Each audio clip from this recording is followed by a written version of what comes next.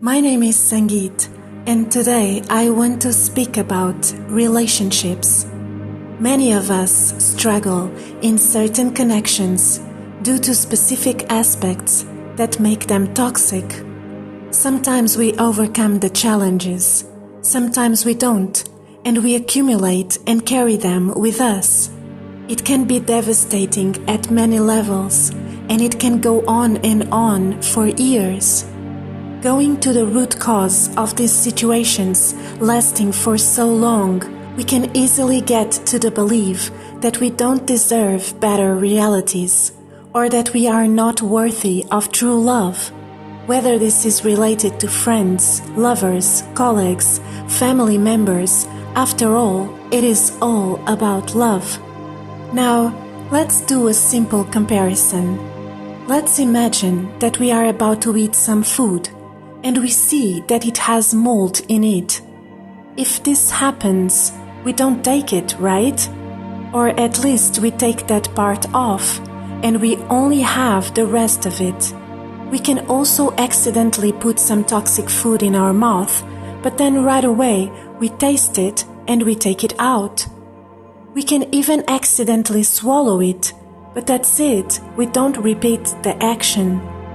In any of these cases, we stop having that food because we realize that it is toxic. It doesn't even taste good. Who would consciously eat moldy toxic food unless they wanted to be sick, right? Then why do we do it in relationships? We see the red flags, we even taste them, we even swallow them, and still we decide to continue, hoping that some miracle would come and take the mold away. When some food has mold, we replace it with another one. We don't even think that much, we just do it, and right away we are eating something fresh and tasty. We trust that we are not going to starve. We are sure that the next food is going to be delicious because we want it to. We have no doubt. In relationships, we are not that sure. We fear that we won't find anyone else, that we are going to be alone, that we will struggle even more, that we will die with a broken heart, that no good opportunity will ever come, and so we settle for less. Why would we think this way? If we are so good selecting and trusting food, why wouldn't we be selective and trusting in what comes to relationships? What makes us believe that good and healthy food is possible, but good and healthy relationships are too good to be true? Well, they are not. They are very much possible, and they are exactly what we wish for and what we deserve. Now, here it comes the tricky part. This is like having an old car and wanting a new one when we only have space for one car in the garage. If we buy a new one and we still have the old one, we will be conflicted because we can't put the two cars in the same garage. And maybe we even struggle with choosing and buying the new one because energetically we are not ready, as we still give attention to the old car. So, what to do then? We trust and we fearlessly say goodbye to what we don't want anymore, which is the old car, and we prepare to the new one by pushing ourselves into the reality that we want to be in, through our thoughts and consequent actions.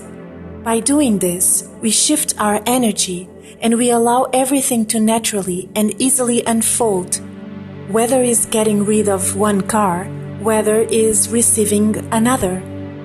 It is the same in what comes to relationships.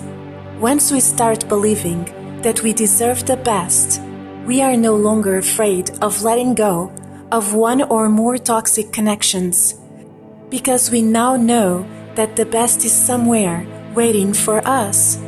In the meantime, we can always love ourselves more and more, which definitely can only make us attract the best of everything, including connections. So, today, let's say no to toxicity, and let's say yes to the best of the best, to what really feels good and healthy and fresh and light and pure. Let's get used to the taste of true love in such a way that we no longer forget about it and that we no longer open our doors to less than that. Let's clean our paths. Let's clean our minds. Let's clean our hearts. The rainbow that we can see out there is there for a reason. It is showing us how possible it is to have all the colors at once. So let's have them and be truly, truly happy.